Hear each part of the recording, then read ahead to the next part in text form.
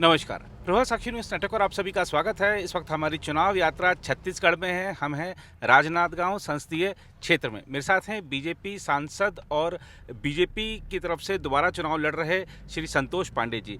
संतोष पांडे जी, आपका प्रभात साक्षी पर बहुत बहुत स्वागत है। चुनाव प्रचार का अंतिम दौर है। आप अपने मतदाताओं तक क्या अपनी बात, अपनी उपलब्धियां पहुंचा पाए ठीक से अब तक?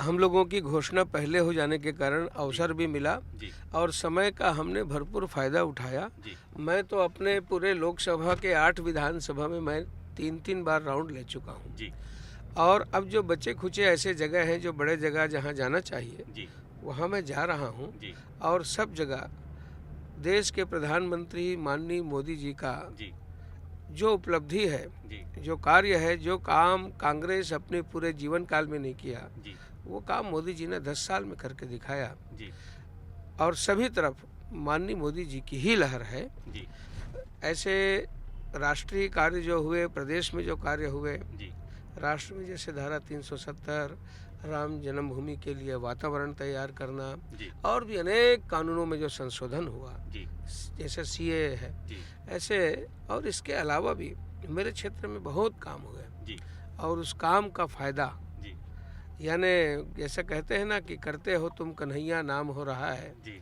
तो माननीय मोदी जी का काम जी और नाम हम लोगों का तो ये है, तो उन्हीं की पुण्य प्रताप है। जी। और हमने देखा कि अभी मात्र 4-5 महीने पहले जब विधानसभा चुनाव हुए थे, तब भूपेश बघेल के नेतृत्व में कांग्रेस ने चुनाव लड़ा। महादेव ऐप का जो घोटाला सामने आया, उसके चलते कांग्रेस की सत्ता चली गई यहाँ से। अब वही भूपेश बघेल आपके खिलाफ चुनाव लड़ रहे हैं। आपको लगता है कि महादेव ऐप का जो घोटाला था वो इस चुनाव में मुद्दा है खास तौर पे?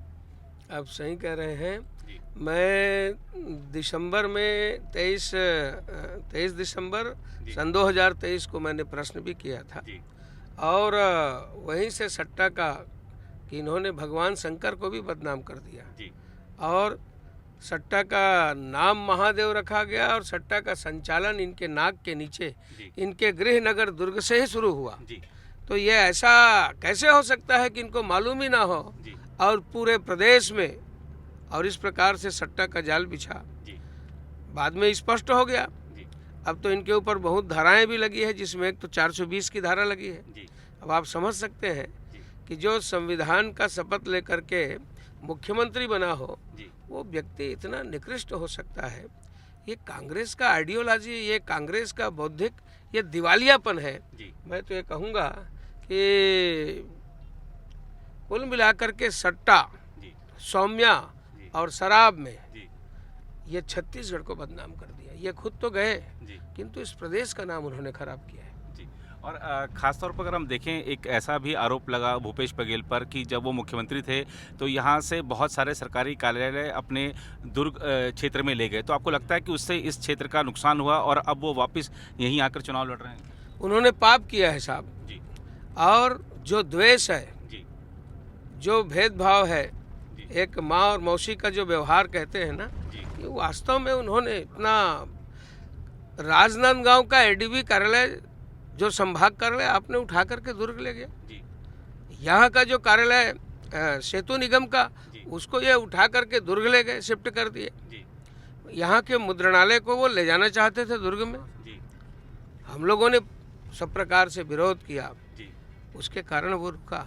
जी महुआ प्रसंस्करण का जो इकाई है उसको भी ये ले जाना चाहते थे। जी और आपको बताऊं, जिसको पूरा देश जानता है, इंदिरा कला संगीत यूनिवर्सिटी जी खैरागढ़, जिसके नाम से और हम सब का सम्मान है इस जिले का, खैरागढ़ का, उस संगीत विश्वविद्यालय को जी भूपेश बघेल और रायपुर शिफ्ट करना चाहते थे। जी जब धरना प्रदर्शन, चक्का जाम आंदोलन हुआ, खैरागढ़ बंद हुआ, जी तब जाकर के वो रुका। जी तो ये किस मुंह से यहाँ वोट मांगेंगे? जी भूपेश बघेल के जो कुकर्म है, राजनांदगांव के लिए जो पक्षपात है, जी उसे जनता आने वाले 26 तारीख को और वोट के रूप में तब्दील करेगी, भाजपा के पक्ष में मतदान करेगी और इन्हें सबक सिखाएगी। जी पांडे जी, हम जब पिछले 5 साल पहले जब यहाँ पे आए तो हमने देखा था कि रोडों की हालत काफ़ी ख़राब थी। हम जंगल इलाके में भी गए थे, लेकिन आज जब हम राजनांदगांव में चल रहे हैं तो चमचमाती सड़कें हैं। तो सड़कों का तो यहाँ पर विकास दिख रहा है। और ऐसे आप क्या काम बताना चाहेंगे अपनी जनता को कि जो आपने सांसद रहते हुए बड़े स्तर पर कराए, और प्राथमिकताएं क्या हैं दोबारा निर्वाचित होने पर? बहुत से काम हुए हैं साहब, जी कामों की फहरिस्त है। जी राजनांदगांव को माननीय मोदी जी ने बहुत कुछ दिया है। जी मैं सौभाग्यशाली हूँ। जी राजनांदगांव को देवादा से लेकर के राजनांदगांव होते हुए अभी जहाँ जा रहे हैं डोंगरगांव कुमरदा, जी वहाँ से वो सड़क गुजरेगी हैदराबाद के लिए। हैदराबाद एक्सप्रेस वे जी 4,500 करोड़ से शुरुआत होने वाली है। जी यानी ये ऐसा प्रोजेक्ट है, ये पूरी लाइफ लाइन यहाँ का तस्वीर तकदीर बदल जाएगा। जी हैदराबाद यानी एजुकेशन के लिए, जी हेल्थ के लिए वो ऐसा हब है, जी और हमारा यहाँ से संबंध भी आना जाना जी इसमें और सुगम होगा। जी इसके अलावा गढ़चिरौली के लिए, जी साथ ही साथ बालाघाट से लांजी रजेगांव से लेकर के जी और गांता पार खैरागढ़ होते हुए एक ग्रीन फील्ड रोड हमको मिला है, जी जो पर्वतों पहाड़ों से होकर के आएगी और रायपुर के लिए, तो जी। बालाघाट के लोगों को आने जाने के लिए और हमारे लोगों को वहाँ जाने के लिए जी बहुत ही सुगम होगा।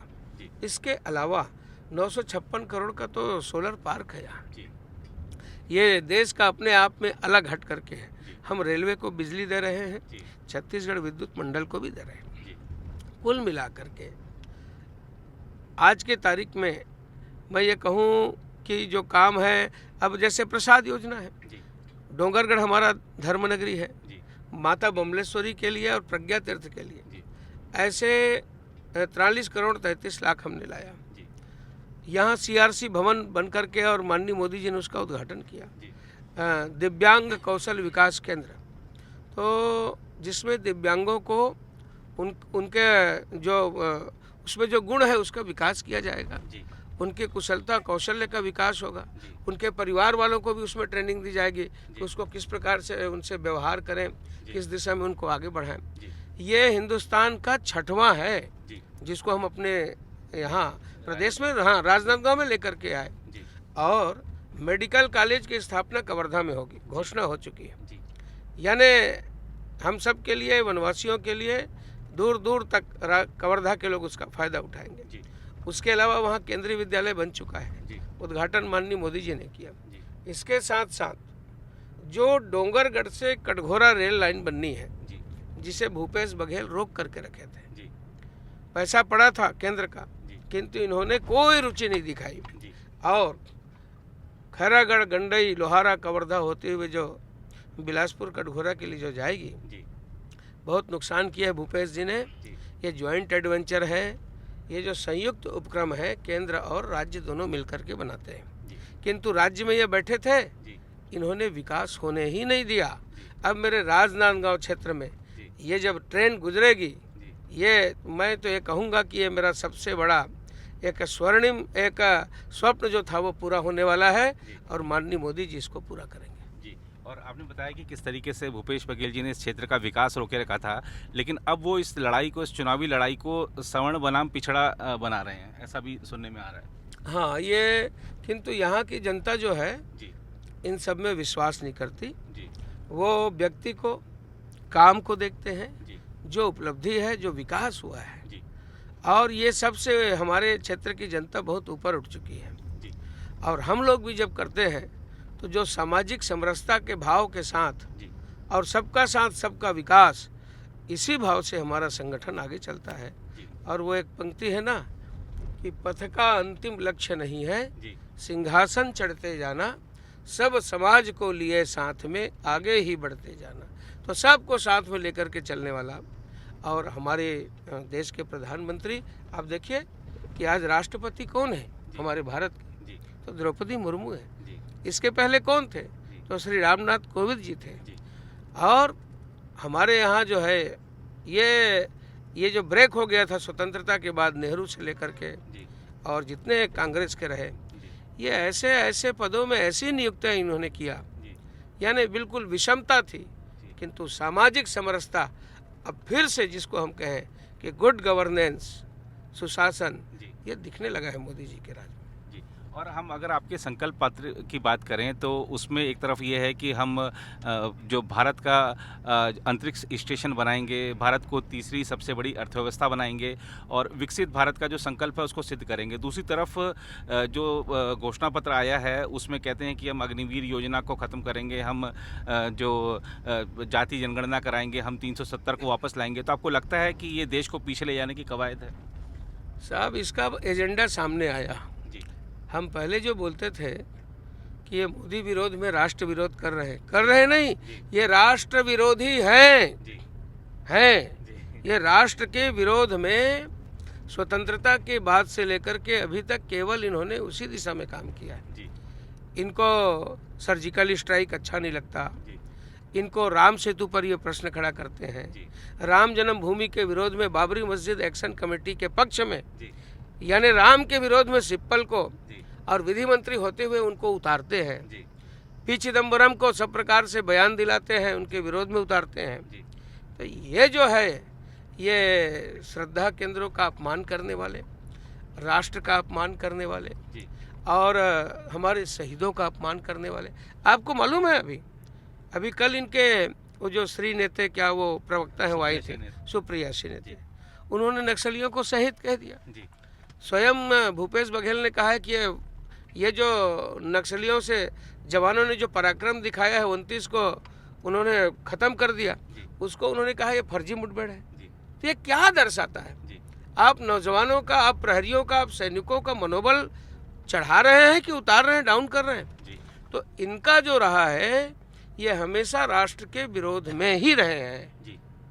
ये इनके रक्त में शामिल है और अब वो समय दूर नहीं, जनता इनको पहचान चुकी है और राष्ट्र भक्तों का ही वो साथ दें। और हम देख भी रहे हैं, क्योंकि आपने नक्सलियों की बात करी, जब से बीजेपी सरकार बनी तब से नक्सलियों के खिलाफ एक अभियान सर छेड़ दिया है मुख्यमंत्री ने। जी, नक्सलियों के खिलाफ मुख्यमंत्री ने अभियान छेड़ा और माननीय अमित शाह जी का इस दिशा में सख्त निर्देश है।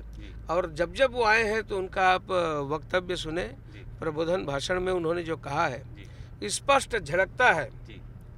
और जो वक्तव्य में झलकता है वो केवल बोलने की बात नहीं, आप बस्तर में जाकर के देखें, लोग कहने लगे हैं कि यदि यही स्थिति रहे तो 1.5 साल से 2 साल के अंदर इनका समूल नाश हो जाएगा और बस्तर के वादियों में, जंगलों में अमन और सुकून और चैन आएगी।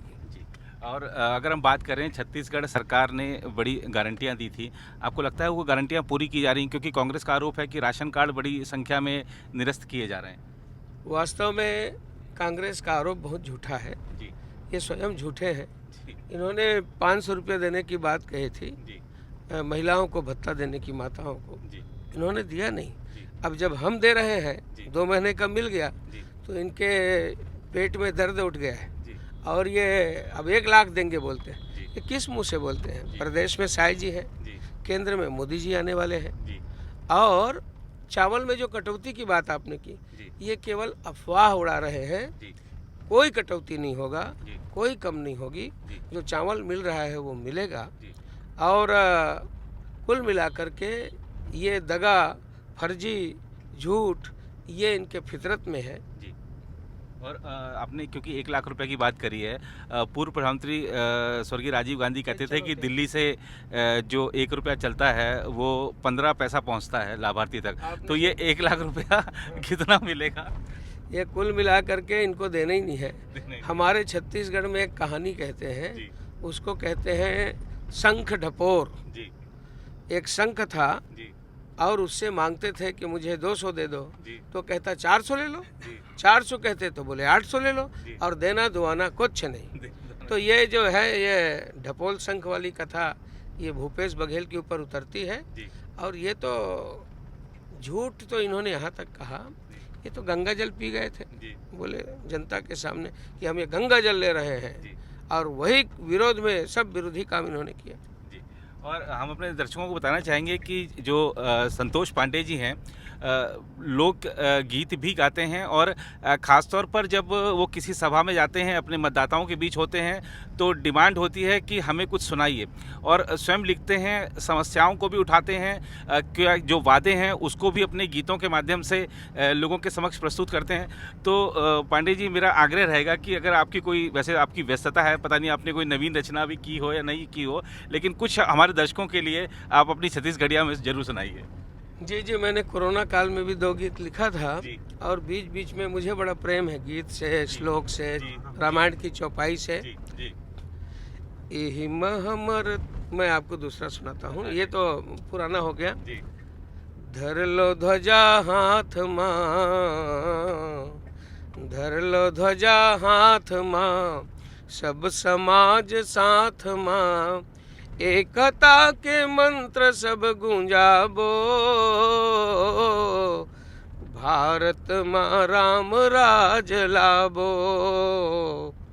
भारत ला विश्व गुरु बनाबो। बहुत खूब संतोष पांडे जी। तो ये थे राजनांदगांव से बीजेपी के उम्मीदवार संतोष पांडे जी, जो कि यहाँ पर फिर से अपेक्षा कर रहे हैं कि एक बार फिर से प्रधानमंत्री नरेंद्र मोदी के नेतृत्व में जनता आस्था व्यक्त करेगी, और 26 तारीख को जब यहाँ वोट पड़ेंगे तो पिछली बार का जो रिकॉर्ड रहा 1.25 लाख वोटों का, उसको उससे ज़्यादा पार करेंगे, क्योंकि प्रधानमंत्री नरेंद्र मोदी जी ने भी कहा है कि हमें जो हर बूथ से 370 वोट ज़्यादा चाहिए। इस बार पंडित श्यामा प्रसाद मुखर्जी जी को श्रद्धांजलि देनी है, क्योंकि 370 जम्मू कश्मीर से हटाया गया, तो देखना होगा कि 370 हर बूथ से बीजेपी निकाल पाती है, अतिरिक्त पिछली बार से, या नहीं। फिलहाल इस रिपोर्ट में इतना ही। कैमरामैन निहाल सिंह के साथ मैं नीरज कुमार दुबे, राजनांदगांव, छत्तीसगढ़ से प्रभा साक्षी न्यूज़ नेटवर्क के लिए। अगर आप भी लेना चाहते हैं देश दुनिया की तमाम जानकारी, तो आज ही सब्सक्राइब करें हमारे चैनल को। साथ ही नीचे दिए बेल आइकन को जरूर दबाएं ताकि हर अपडेट आप तक पहुंच सके।